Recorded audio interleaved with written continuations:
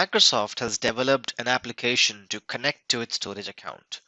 Microsoft Azure Storage Explorer is a standalone app from Microsoft that allows you to easily work with Azure storage data. There are lots of benefits Azure Storage Explorer has, and it's important to note them. Azure Storage Explorer will let you connect with multiple subscriptions. So if your organization has multiple subscriptions, you will be able to connect to them using one single application.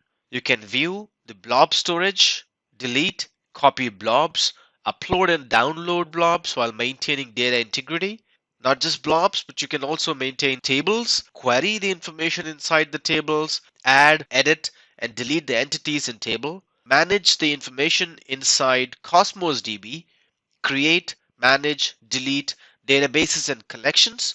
You can manage stored procedures, triggers, and user functions. Not just that, but you can look at the queue storage. You can look up to 32 messages, view, add, and dequeue messages as well.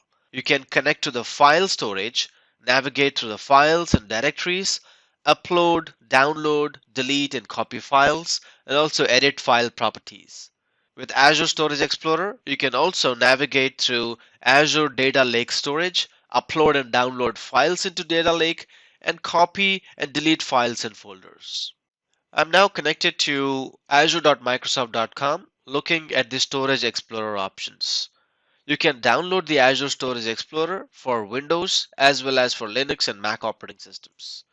This is a downloadable file, and once you have downloaded, you can put your credentials or the SAS signature to connect to blobs, files, tables, or queues.